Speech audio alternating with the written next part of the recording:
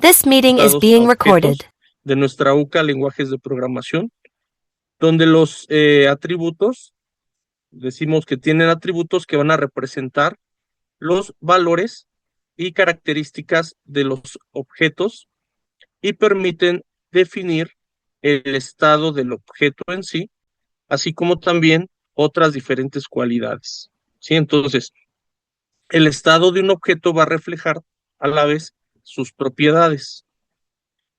Por otra parte, tenemos que el comportamiento se representa mediante los métodos de un objeto, o los métodos que va a llegar a tener el objeto.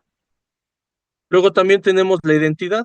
La identidad se va a referir al nombre especial único que va a poseer un objeto y a su vez le permite interactuar o a la vez interactuar con otros.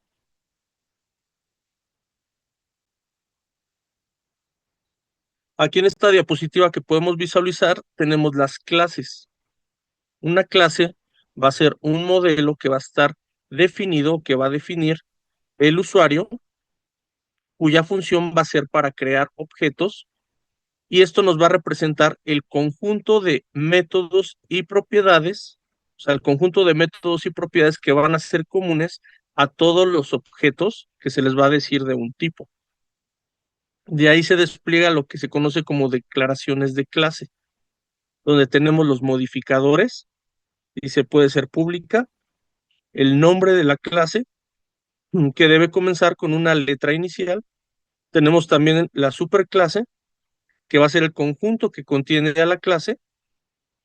Tenemos las interfaces, que van a estar implementadas por clase, pero separadas por comas, y decimos que precedidas por los implementos de palabras clave. Luego tenemos el cuerpo, que el cuerpo de la clase va a estar rodeado por llaves, que ya todos conocemos los símbolos. Tenemos otro concepto también, el cual es el polimorfismo. El polimorfismo es la capacidad en sí que tienen los lenguajes orientados a objetos para hacer esta diferenciación entre entidades con el mismo nombre. Esto nos permite enviar mensajes de carácter sintáctico iguales a objetos de diferentes tipos. Tenemos que un objeto que se utiliza de forma polimórfica necesariamente debe saber responder el mensaje que se le va a enviar. También tenemos que los objetos que se utilizan de manera polimórfica deben compartir una misma o la misma jerarquía de clases. Tenemos que algunos lenguajes permiten que objetos de distinta jerarquía respondan a los mismos mensajes por medio de las interfaces. Otro concepto aquí, dentro de los lenguajes orientados a objetos, tenemos la herencia. La herencia va a ser el mecanismo por el cual una clase hereda las características, esto es campos y métodos, pero de otra clase. Entonces, la superclase va a ser la clase principal, donde estas características se van a heredar. Luego tenemos la subclase, que va a ser la clase derivada, que a su vez ha heredado características. Dice, puede agregar sus propios métodos y campos, además de los ya heredados. Y después tenemos la reusabilidad, donde nos dice, si se desea crear una nueva clase y ya existe una con parte del código que queremos usar, es posible derivar esta nueva clase de la ya existente reutilizando sus campos y métodos. Y aquí tenemos un ejemplo muy somero, parece un organizador gráfico en sí, un mapa conceptual donde tenemos la clasificación, tenemos animal, luego tenemos en el siguiente nivel herbívoro, carnívoro u omnívoro. Entonces en el otro nivel ya tenemos conejo, que pertenece a herbívoro y a su vez va a pertenecer a animal. Luego tenemos león, que pertenece a carnívoro y subimos de nivel y pertenece al animal.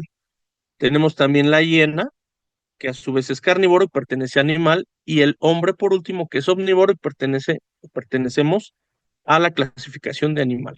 ¿Sale? Entonces, este es un ejemplo muy somero del concepto de herencia. Luego tenemos otro concepto que se le conoce como encapsulamiento. El encapsulamiento se va a definir como la recopilación de datos en una sola unidad. Nos dice que en la encapsulación las variables o datos van a estar ocultos de cualquier otra clase y solo se puede acceder o solo se va a poder acceder a ellos mediante o a través de una función de la propia clase en la que se van a declarar. Esto es, la encapsulación se logra declarando todas las variables, ahí hay un pequeño error, no es declarado, es declarando todas las variables de una clase como privadas, o sea, no públicas, y escribiendo métodos ahora sí públicos en la clase para establecer y obtener los valores de las variables. Entonces, en el esquema ahí tenemos los datos del objeto A en la parte izquierda y los datos del objeto B en la parte derecha, en lo central. Alrededor tenemos 4 métodos y objeto B, que es el método 1, que va del objeto A al objeto B, y el valor de retorno que va del objeto B al objeto A. Luego tenemos el concepto de método. Aquí en el método va a estar determinado por una serie de instrucciones que realizan alguna función o tarea específica y, si es necesario, van a devolvernos un resultado. Nos dice, constituye el comportamiento de los objetos de la clase. Los métodos deben declararse dentro de la clase y se definen de la misma forma que las funciones. Pero su primer argumento siempre va a hacer referencia a la instancia que la va a llamar. Luego tenemos que los nombres de los métodos son verbos en infinitivo, que es el infinitivo, ar, er, ir y escritos en minúsculas. Nos dice, en el caso de nombres compuestos, se usan mayúsculas para la inicial de cada palabra intermedia. Luego nos dice, los métodos públicos son operaciones que objetos externos van a realizar con el objeto en cuestión. Después tenemos los métodos privados, van a ser operaciones internas que no se van a poder llamar desde el exterior, pero sí desde otro método dentro de la clase. Así, los métodos privados son auxiliares de los métodos públicos. Nos dice, escribirlos supone una mejora para el código de la clase. Más adelante en la sesión 7, una parte de la 7 y la 8, vamos a ver el lenguaje orientado a objeto, pero de Java. ¿Sí? Tenemos aquí en esta diapositiva las características generales de las declaraciones de métodos. Nos dice, modificador de acceso. Este define el tipo de acceso del método. Aquí en este rubro, en el lenguaje Java, por ejemplo, va a haber 4 tipos de modificadores de acceso. Tenemos el public, que es el acceso en toda clase en su aplicación. Luego tenemos el protegido, que nos dice que es accesible en sus subclases y dentro del paquete en el que está definido. Luego nos dice privado, que es accesible únicamente dentro de la clase en la que se define. Posteriormente tenemos el predeterminado, que es accesible dentro de la clase y paquete dentro del cual se va a definir la clase. El tipo de retorno van a ser tipo de valores que va a devolver el método y si este valor va a ser nulo, entonces no se va, por lógica no se va a devolver ningún valor. Luego tenemos la lista de parámetros que nos dice se definen el tipo y los parámetros de entrada separados por comas dentro de los paréntesis. Si no hay parámetros, se deben usar paréntesis vacíos. ¿Sale? Aquí aprovecho para que por favor los que vayan ingresando anoten su nombre completo en el chat. Voy a dejar de presentar un momento porque me parece que no tengo activado aquí, permítanme. Y vamos a ver un pequeño video. Aquí está.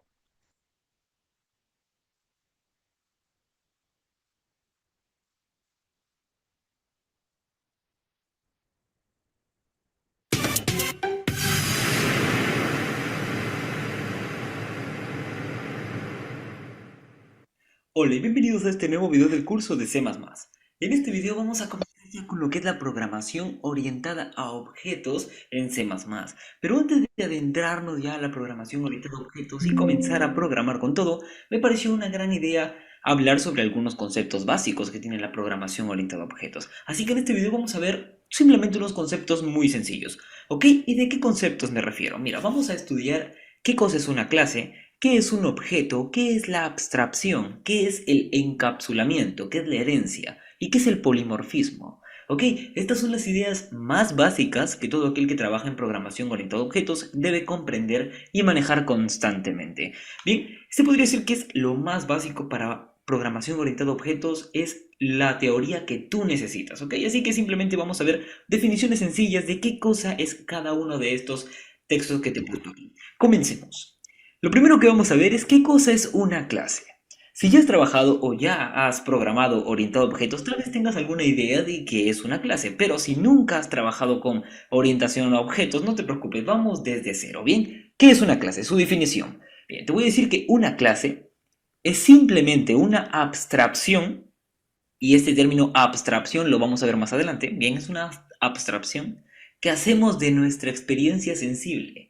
Y nos dice que el ser humano tiende a agrupar seres o cosas, que son los objetos, con características similares en grupos o clases. ¿A qué me refiero con esto? Supongamos, tú sabes que existen muchísimos tipos de vasos, ¿cierto? Pero hay vasos de vidrio, hay vasos de plástico, hay vasos grandes, hay vasos pequeños, muchísimos tipos de vasos. Sin embargo, cuando tú ves un vaso en una mesa, rápidamente lo distingues. Sabes muy bien que eso es un vaso. ¿Por qué? Porque el ser humano ya se ha encargado de administrarlo como los vasos tienen características similares, se ha encargado de agrupar todo ello, se ha encargado de hacerlo un grupo o una clase. Entonces, una clase es exactamente un grupo de objetos con características similares, como es en este caso los vasos. Son un grupo de objetos, un grupo de vasos con características similares, ¿cierto? Y eso es exactamente una clase. ¿Bien? Es un agrupamiento, una clase. Muy bien. Eso es la clase. Bastante fácil. Ahora, pasemos a lo siguiente. ¿Qué cosa es un objeto? Mira, te voy a decir que un objeto es un conjunto de atributos y métodos. Un objeto se deriva de una clase, ¿ok? Un objeto sale de la clase. ¿Y a qué me refiero con esto de atributos y métodos? Bueno, pues atributos son las características y métodos son las acciones. Te lo explico más sencillo. Supongamos acá tenemos un objeto perro. Bien, objeto es todo aquello que nos rodea. Bien, objeto es un perrito, un ser humano, una mesa, una cámara, una laptop, todo lo que nos rodea es objeto, ¿ok? Pero objeto debe tener atributos y métodos. Supongamos en este caso tenemos un objeto, que es un objeto perro, ¿bien? Es un perro, genial. ¿El perro tiene atributos y métodos? Por supuesto. ¿Cuáles son sus atributos? Bueno, los atributos son las características que tiene el objeto. En este caso, un perro, pues, tiene su raza, tiene su color de pelo y tiene los años de vida, ¿verdad? Esos son los atributos o las características que tiene el objeto. Y además también tiene métodos. ¿Y a qué me refiero con métodos? Bueno, métodos son las acciones que este objeto realiza. En caso de un perrito, bueno, pues el perro come, el perro duerme, el perro juega, ¿cierto? Exacto. Entonces, un objeto es todo aquello que tiene atributos y métodos. Atributos son las características y los métodos son las acciones que realiza tu objeto. Muy bien, una definición bastante sencilla, como ves. Bien, pasemos a la siguiente. Ahora vamos a ver lo que es abstracción. ¿Qué cosa es abstracción? Mira, nos dice que abstracción es un proceso mental. Ok, abstracción no es un documento, no es un informe, no, no. Abstracción es ponerte a pensar. Ok, es un proceso mental. Tú tienes que pensar, tienes que razonar, tienes que cranear. ¿Para qué? Porque tienes que sacar una extracción de las características esenciales de algo, ignorando los detalles superfluos. Eso es la abstracción. La abstracción es tomas lo principal, ignoras lo superfluo. Lo que no es importante lo ignoras. Con lo principal te quedas. Vamos a ver un ejemplo sencillo. Supongamos en este caso una persona. Bien, puede ser hombre, puede ser chica, lo que quieras. Una persona. Bien, vamos a hacer una abstracción de los datos más importantes de una persona. ¿Cuáles serían? Bueno, el DNI, bien, el documento de identidad de la persona, su nombre, su edad, su talla y su peso. Oye, eso es una abstracción de una persona. ¿Por qué? Porque estamos tomando las características esenciales de una persona y estamos ignorando los detalles superfluos.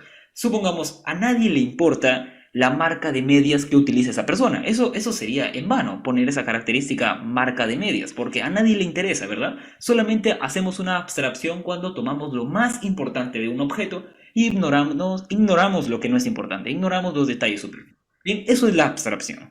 Genial. Pasemos al siguiente concepto. Ahora, encapsulación. Bien, vamos a ver la definición de encapsulación. ¿Qué cosa es? Mira, nos dice que es un proceso por el que se ocultan los detalles del soporte, de las características de una abstracción. Ya tú sabes muy bien que una abstracción ya es simplemente tomar lo más importante e ignorar lo superfluo. Eso es una abstracción, ¿bien? Ahora, ¿qué cosa es un encapsulamiento? Tú sabes perfectamente un encapsulamiento, te lo voy a explicar de una manera sencilla, es una píldora. Tú sabes perfectamente que cuando te duele algo en el cuerpo o estás con alguna enfermedad, te vas y el doctor te receta una píldora. La píldora viene encapsulada, ¿ok? Tú te la tomas y bueno, hay toda una ciencia médica que hace que esa pastillita o esa píldora que tú te has tomado te sane del dolor o te sane de tu enfermedad. Tú no sabes lo que tiene esa pastilla, está encapsulado. Ok, tú sabes lo único que tienes que hacer es tomártela y esa pastilla te sana, pero tú no sabes lo que tiene la pastilla. Eso es exactamente la encapsulación. Bien, encapsular para que tú no lo cojas o no te metas con los datos que hay dentro de ese encapsulamiento. Otro ejemplo que es más apegado a nosotros es, supongamos, un ordenador, una laptop. Tú te compras una laptop y te la dan sellada, te la dan encapsulada. Y el ejemplo más claro es Apple, porque definitivamente no hay quien lo abra, ¿verdad? Entonces, te la dan encapsulada. ¿Por qué? Porque lo único que tú tienes que tocar son las teclas. Nada más, lo demás, o sea, no te dan una laptop, no te dan un ordenador para que tú le saques el disco duro, le saques la memoria RAM. No, no, no, te lo dan encapsulado. Porque a ti no te importa lo que tiene dentro. A ti lo único que te tiene que importar es las teclas, nada más. ¿Ok? Eso es el encapsulamiento. Encapsular y que tú no te metas con los datos. Bien, simplemente que tú veas cómo funciona y para qué te va a servir. No que te metas con los datos. Bien, eso es el encapsulado. Lo cierran, lo tapan. Bien, otra definición es la herencia. Y esta definición definitivamente es muy fácil. Tú sabes perfectamente qué es una herencia, ¿verdad? Bueno, la herencia es donde una clase nueva se crea a partir de una clase ya existente, heredando todos sus atributos y métodos. Ya te expliqué anteriormente que un atributo es la característica y un método es una acción del objeto, ¿cierto? Entonces, una herencia es cuando ya tenemos una clase, supongamos yo tengo mi clase, ya te expliqué también qué es una clase, supongamos tengo mi clase mamíferos, ¿ok? Genial, tengo mi clase mamífero, mamífero. Bien, debió ser mamífero, porque todas las clases deben ser en singular, sino que bueno, esa S se me fue. Olvídate de la S, bien, tapémosla, bien. Mamífero, yo tengo mi clase mamífero, ¿ok? Y esta clase mamífero, como ves, tiene sus atributos, bien, que es la cantidad de años que tiene el mamífero, y tiene sus métodos, que son las acciones que este mamífero realiza, como es cazar, comer, dormir. ¿Ok? Esos son los atributos y los métodos. Genial, yo tengo mi clase mamífero. Ahora, yo quiero crear otra clase, supongamos león, pero quiero heredar todos los atributos de mamífero. Entonces, yo creo mi clase león. ¿Y qué es lo que va a pasar con esta clase león? Bueno, pues esta clase va a heredar todos los atributos y métodos que tiene esta clase mamífero. Como ves, los años los ha heredado, las acciones que es cazar, comer y dormir también lo ha heredado. Y aparte el león tiene otros atributos extra de lo que ha heredado, como es el color de piel. Y aparte tiene otros métodos extra, como es el jugar. Entonces, eso es una herencia en programación orientada a objetos. Es cuando tú quieres crear una clase nueva, pero esta clase nueva va a heredar todos los atributos y métodos de una clase ya existente. ¿Ok? Súper fácil, como ves. Súper sencillo el concepto. Ahora, a las clases de la cual estás heredando, bueno, se le denomina superclase o clase padre, ¿bien? La clase primera que tú has creado. Se le denomina superclase o clase padre. Y a la clase que hereda se le denomina, pues, subclase o clase hija. Esto tiene bastante sentido, ¿no? Bien, por último vamos a ver una definición de lo que es polimorfismo.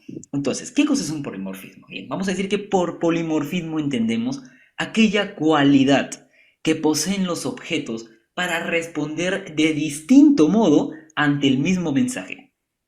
Y puede que parezca un poquito confuso el concepto, pero es bastante sencillo. Te lo voy a explicar con un ejemplo. Supongamos tenemos el objeto persona, supongamos tenemos el objeto perro y supongamos tenemos el objeto vaca.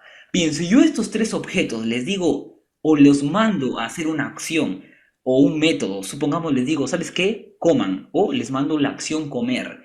Cada uno de estos objetos come de diferente forma, ¿verdad? El humano come, pues, así en su platito, el perro come en su platito en el piso, ¿no? Y la vaca, pues, la vaca come pasto. Entonces te das cuenta que aquí sucede algo muy curioso, y esto se le denomina polimorfismo. ¿Por qué? Porque es una cualidad que poseen los objetos para responder de distinto modo ante el mismo mensaje. Si yo a estos tres objetos les digo, vayan a comer, pues cada uno de esos objetos va a responder de manera diferente, porque no comen igual, ¿verdad? Bueno, pues eso es polimorfismo. Bien, los objetos responden de manera diferente ante el mismo mensaje o ante la misma orden. Súper fácil, como ves, hay conceptos muy sencillos, pero estos eran los conceptos básicos que tú definitivamente tienes que tener muy en cuenta antes de inicializar con toda la programación orientada a objetos. Hemos visto el concepto de clase, de objeto, de abstracción, de encapsulamiento, de herencia y de polimorfismo. Como ves, conceptos muy fáciles, la verdad, súper sencillos. Y lo único que quería en este video es que me entiendas el... Bueno, eso ya está de más. Con respecto al video anterior y a lo que se explicó anteriormente a este video, nos dice en el desafío anterior, hipotéticamente realizamos un prototipo de un robot seguidor de línea, esto es con respecto a la sesión pasada, para lo cual requeriste comprender procesos que sigue la comunicación con los dispositivos programables.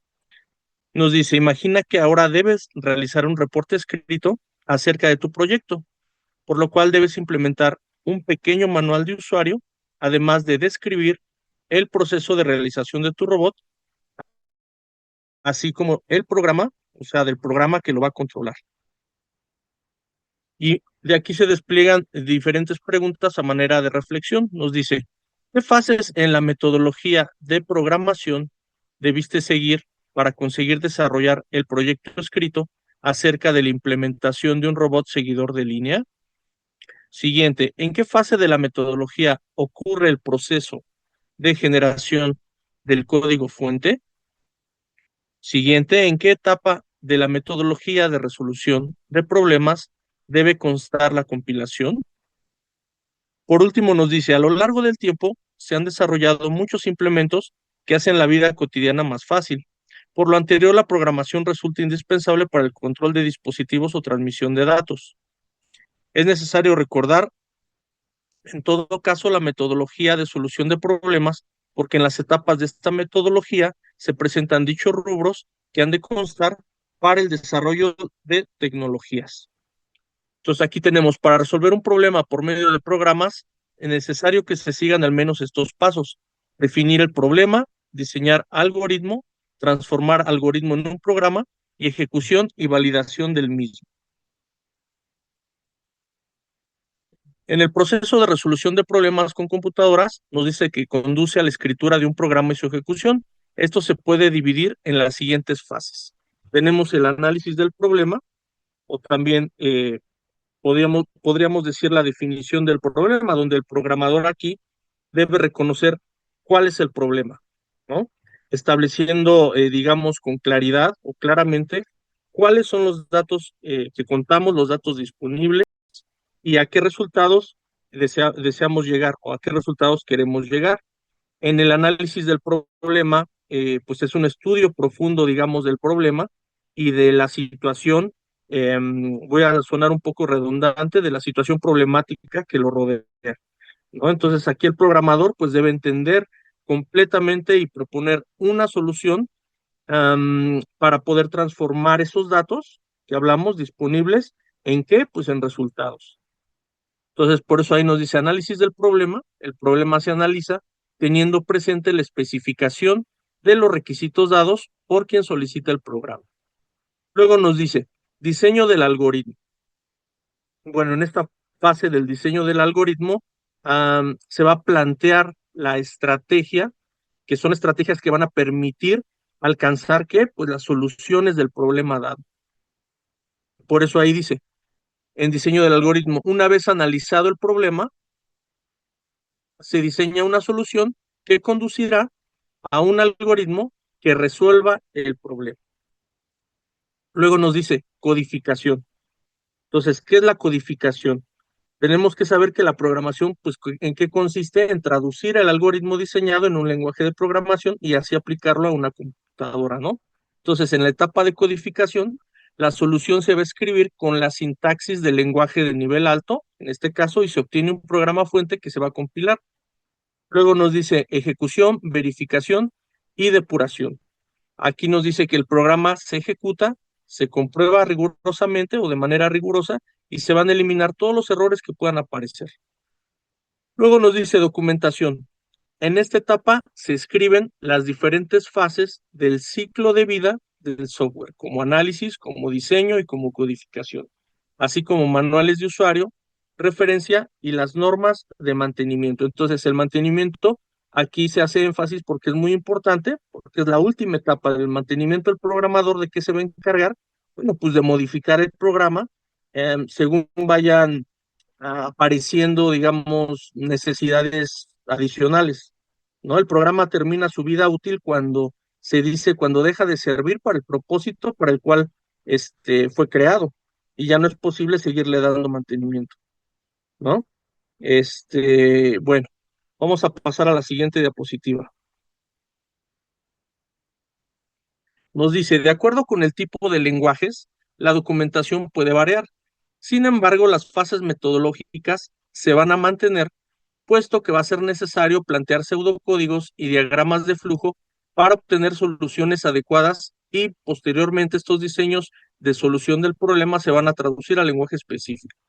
Nos dice que la importancia de la metodología de la programación radica o recae en que integre el diseño de algoritmos y los lenguajes de programación, además de una relación de carácter estrecho entre el programador y quien solicita el programa y determina sus requisitos, como explicamos al principio. Aquí tenemos que muchos lenguajes de programación permiten dar solución a muchísimos problemas que pueden ser estructurados u orientados a objetos, ¿no? Que es la base de esta UCA. La programación estructurada nos dice logra la obtención de programas de fácil comprensión. Estamos aquí ahora, nos pasamos este paradigma con el uso de las estructuras de control básicas, ¿no? Las secuenciales, las condicionales e iterativas y también llamadas repetitivas o cíclicas. Nos dice después, por su parte, el fundamento de los lenguajes orientados a objetos es el concepto de objeto y se refiere a una entidad que va a poseer datos y funciones. Aquí en este paradigma del lenguaje estructurado, ya no es del lenguaje orientado a objetos, tenemos que los lenguajes de programación estructurados van a ser aquellos que utilizan solamente las instrucciones básicas o algunas de sus variantes. Entonces tenemos la de secuencia, la de decisión y la de ciclo. En el caso de secuencia tenemos instrucciones ejecutadas sucesivamente, una detrás de otra, o sea, concatenadas. Luego las de decisión, tenemos las instrucciones condicionales. Y de las cíclicas tenemos el bloque de iteraciones. Luego nos dice, un programa estructurado puede ser leído desde el comienzo hasta el fin de manera secuencial y evita el uso de instrucciones como goto que modifican la secuencia de ejecución de instrucciones mediante una transferencia incondicional de su control. Aquí en las características de los lenguajes estructurados, bueno, pues tenemos que el desarrollo de software modular nos dice en el que cada problema se descompone en una serie de problemas cada vez más pequeños hasta que ya no pueda reducirse más cada uno de ellos y que representan los módulos de los que consta el problema, pues va a requerir emplear técnicas de programación que posibiliten el desarrollo de software fácilmente modificable. Todas estas consideraciones se aproximan a la idea de un lenguaje en el paradigma estructurado. Luego nos dice, los algoritmos de un programa estructurado deben ser sencillos. Después, deben evitarse instrucciones con muchos niveles de paréntesis u operaciones complicadas. Y por último, se debe preferir el uso de instrucciones separadas y visibles. Aquí tenemos los tipos de estructuras del lenguaje estructurado. Tenemos la secuencial, que van a representar una acción ejecutada dentro del programa. Luego nos dice transferencia de control, que van a estar originadas por la instrucción de un condicional.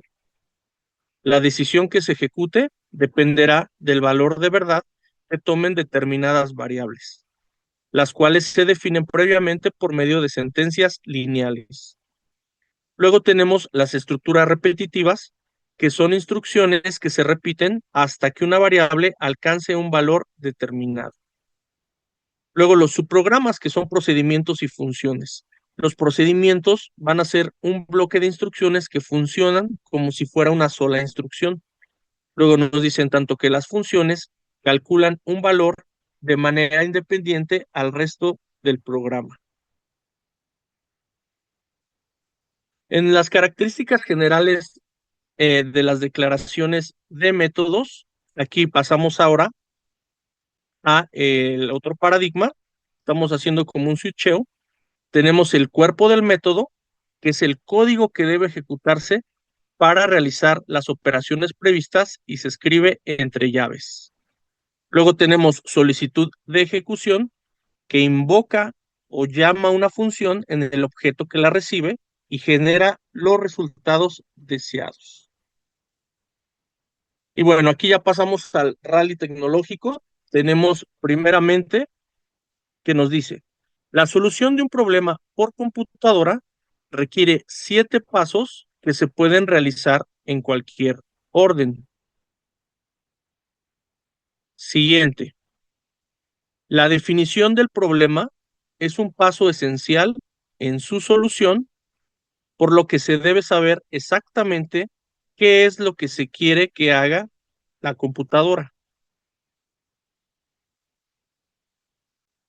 Siguiente. Dentro de los pasos para obtener un programa, existe una fase donde se traduce el código fuente al lenguaje máquina mediante compiladores.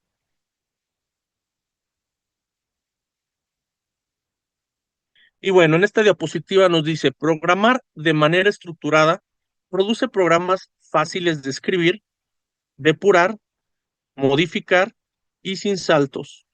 Sin embargo, a menudo la complejidad de los sistemas va a requerir optimizar la manera en que se escribe un código de programación.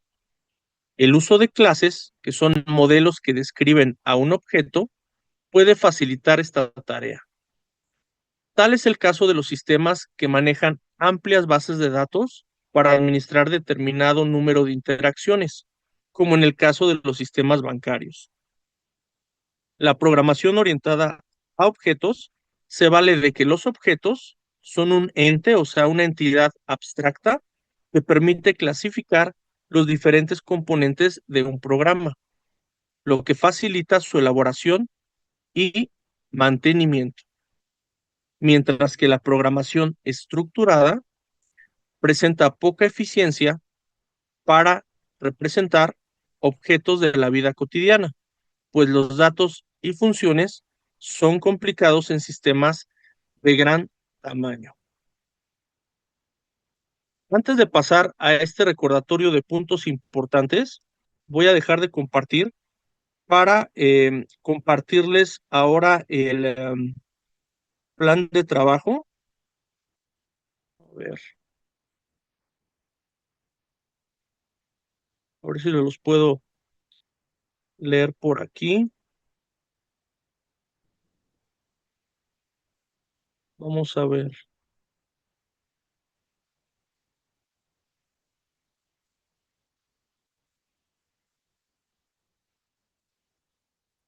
Aquí está.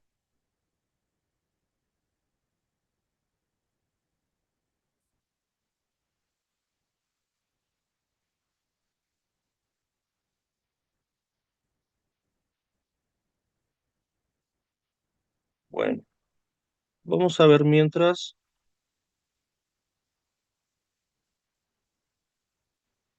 esto. Aquí, en los recordatorios de puntos importantes, les estoy exponiendo unos rubros para que pues tengamos en cuenta o tomemos en cuenta. Primeramente tenemos las tareas auténticas, se entregan en una carpeta en zip, la cual estará conformada por explicación del algoritmo y pseudocódigo en PDF y el reporte de investigación en PDF. Aquí les pregunto, ¿hay alguna duda o alguna situación sobre este punto? Yo sí, profe. Sí, adelante. Eh, ¿Es en pseudocódigo, es decir, en PCInt, el código que debemos compartir, o es en Python o de qué modo sería? En el que usted desee. Sí, por eso esta UCA se llama lenguajes de programación. Está muy bien. Incluso puede Igual, ocuparse si es, muy bien. Sí, mire, lo que sucede aquí es que, ¿con quién tengo el gusto, perdón? con Ingrid Sánchez.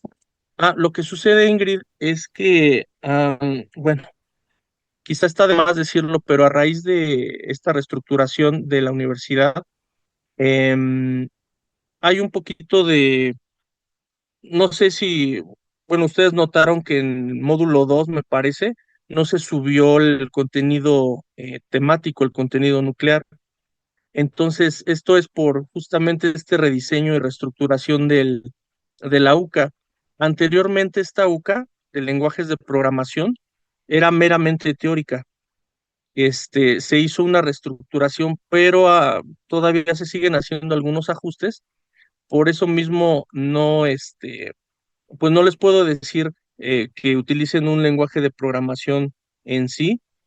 Por eso les estoy pidiendo simplemente sus archivos en PDF donde me expliquen el algoritmo y pseudocódigo.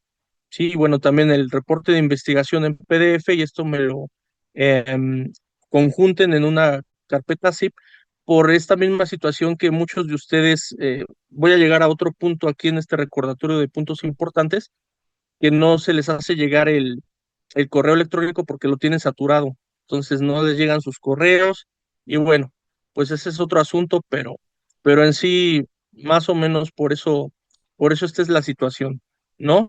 Igualmente para la actividad integradora, que se los voy a mostrar ya en la siguiente sesión, tenemos que la entrega va a ser solamente un reporte pues escrito, o sea, hay muchas, digamos, ajustes que se están realizando, ¿sale? Para esta UCA. Entonces, bueno, no sé si hay alguna otra duda, alguna otra pregunta con respecto al punto uno. Cualquier duda, pues es relevante. Bueno, yo también con respecto a lo de Python, sí me gustaría adentrarme a intentar hacerlo en ese lenguaje, por lo que he investigado como que llevan la misma estructura, pero sí va cambiando, ¿no? De Entonces, acuerdo. no sé si me puede recomendar alguna página donde pueda descargarlo o donde pueda yo ejecutarlo. Claro, claro que sí. En esta semana, les envió por ahí un correo, donde, donde esté, donde esté esto que me pregunta. Igualmente para la siguiente sesión vamos a ver las características, pero del lenguaje Java. Sí, es pues es lo que les comento. No es casarse nada más con uno, pero sí, claro que sí, cuente con ello, con mucho gusto, para todos. Profe, entonces, si entendí bien, recapitulando lo que usted acaba de decir, podemos realizar las tareas auténticas que lleven, en este caso, algún algoritmo y programación en cualquier lenguaje. Bueno, de los que hemos visto que en este caso, en las tareas auténticas nos pide Python, pero por ejemplo Así ya hemos es. trabajado con C++ y con Paint, podemos utilizar cualquiera de los tres, ¿correcto? Correcto. Perfecto, profesor. Muchas gracias. No, de que ya todos han tenido, aquí aprovecho para preguntar, ¿alguien de ustedes ha tenido los presentes, por supuesto, han tenido problemas para descargar o para visualizar el contenido nuclear? Exceptuando el módulo 2 me parece que fue el que no. Ok, Al momento solo ha sido este, profe. bueno, muy bien. Bueno, pues vamos a pasar al punto número 2 que nos dice, los reportes de investigación deben contener portada, índice, introducción, desarrollo, conclusiones y bibliografía. Aquí, bueno, pues no les pregunto si tienen alguna duda, creo que está muy claro estos componentes o estos elementos que debe de contener un reporte de investigación. Sin embargo, el plan de trabajo del M4 ya lo pueden consultar, ya está en plataforma y en un momento se los envío con el correo de bienvenida. El problema es que hay algunos de ustedes que no les llegan los correos porque los tienen saturados. Pero bueno, vamos a pasar al punto número 3. Nos dice, número 3. Recuerda que este es un curso autogestivo, donde gestionas tu aprendizaje de forma autónoma, utilizando recursos y actividades para alcanzar los objetivos. Siguiente, número 4. Revisa detenidamente los planes de trabajo de los módulos, ya que contienen las especificaciones de las tareas auténticas. Leer únicamente las indicaciones de las tareas auténticas en plataforma es insuficiente. ¿Hay alguna duda o alguna pregunta con respecto a este punto número 4?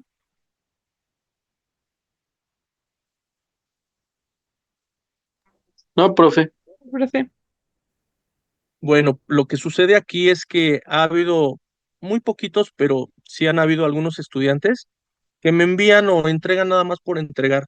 O sea, ustedes saben que, bueno, mi papá me lo dice, el tiempo es muy valioso, el tiempo es más valioso que el dinero, ¿no? Entonces, todos los que están aquí presentes y los que están también ausentes y los que están inscritos en la UCA, etcétera, pues están para alcanzar un objetivo. El objetivo creo que es tener aprendizajes significativos, ¿no? De nada sirve que ustedes se pasen el código de programación, nada más el archivo y pues ya se les pone una calificación. Lo importante es aquí que ustedes entiendan, que ustedes expliquen, ¿sí? Entonces, bueno, pues esto es muy importante porque ha habido, algunos estudiantes son los menos afortunadamente, pues que tal parece que me lo entregan por entregar, ¿no? Que ni siquiera se toman la molestia para leer el plan de trabajo, cosa que pues ahí vamos al punto número 5. Un buen programador o desarrollador de software debe de tener varias cualidades, ¿no? Entre ellas, pues el análisis de la información, qué es lo que me solicitan, lo que vimos en la primera fase de la metodología de programación, leer, releer, revisar, no, no, no es entregar por entregar, porque entregar por entregar, bueno, pues cualquier persona lo puede hacer, ¿no? Cualquier persona se puede pasar el código, pues ya lo entregué. ¿Y qué? ¿Qué me llevé con esto, no? Entonces es muy importante hacer un examen de conciencia de a dónde quiero llegar, ¿no? Como el gato de Alicia en el País de las Maravillas, ¿no? Que que va la protagonista ahí en el libro de Luis Carroll y que pues a dónde quiere ir, ¿no? Y ella le dice, pues poco importa donde yo quiera ir, y el gato le dice, pues entonces poco importa para dónde vayas, ¿no? Entonces, bueno, ese es el meollo del asunto, que tenemos que tener un, pues ese objetivo, ¿no? Por eso nos dice, revisa detenidamente los planes de trabajo de los módulos, ya que contienen las especificaciones de las tareas auténticas, leer únicamente las indicaciones de las tareas auténticas en plataforma, pues es insuficiente. Entonces, estas personas que me han entregado nada más entregar por entregar, por lo mismo, ¿no? Por eso que les explico de estos reajustes que se han estado haciendo a a esta UCA, de este contenido temático, pues es importante, por eso le estoy dando el plan de trabajo.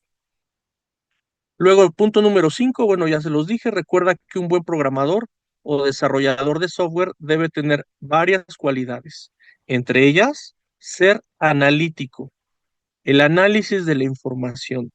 ¿Qué es lo que me están solicitando? Leer y revisar indicaciones. Todo parte, recordemos, de la observación. Esta es la primera etapa del método científico. Ahí está el mundo para observarlo, ¿no? Todo parte de ahí, ¿sale? ¿Alguna duda o alguna pregunta con respecto al punto número 4 y punto número 5?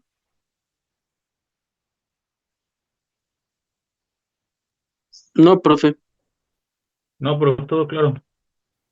Muy bien. Luego, siguiente, nos dice, recuerda leer las retroalimentaciones de tus tareas auténticas. Muchas veces se van con la idea de que, bueno, pues ya, entregué por entregar y bueno, pues ya eso pasó y pues ya nada más me espero a ver cuánto saqué, ¿no? Cuánto aprobé. Entonces, pues no es el caso, ¿no? Luego, punto número 7. Por favor, revisa el almacenamiento de tu email, ya que hay correos que tienen saturados los inbox y no permiten que sean recibidos mis mensajes y los recursos que les he compartido. Igualmente, ¿no? Y bueno, este punto número 8 era para la actividad integradora, por eso nada más quedó como para la actividad integradora se llevará a cabo esto lo vamos a ver en la siguiente sesión del siguiente lunes. Si las cosas van marchando bien, en la actividad integradora se va a quedar tal cual lo que se los visualice en plataforma, ¿no? Yo ya tengo el archivo de actividad integradora, pero volvemos a lo mismo. Con estos reajustes, no sé si lo vayan a cambiar, pero hasta ahorita es lo que tenemos de actividad integradora que se las voy a dar a conocer el siguiente lunes. La verdad, es un trabajo fácil, no es del otro mundo, está sencillo. Y bueno, igualmente para los que ya tienen oportunidad o tuvieron oportunidad de visualizar el plan de trabajo de este M4 que hoy se da el banderazo, igualmente ya pues tenemos las dos tareas, los dos archivos que tienen que hacer el compendio en su carpeta, en zip y tal cual. Pero de todos modos leemos o vamos a releer el plan de trabajo M4 para la siguiente sesión de lunes. Y bueno, por mi parte es todo. No sé si hasta aquí hay alguna duda o alguna pregunta. Sí, profesor, en mi caso sería ¿cuándo es la fecha de entrega? La fecha de entrega máxima, ¿no? Exacto, sí, porque aparte está la última entrega, ¿no? Pero no sé si se empalmen o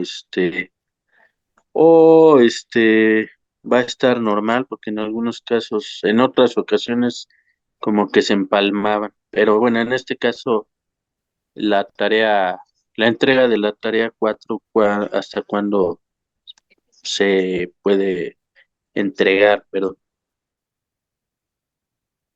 Me parece que es el 17 de abril, pero a ver, de una vez se los confirmo. Sí, está marcado el 17 en el plan de trabajo. 17 de abril, ¿verdad?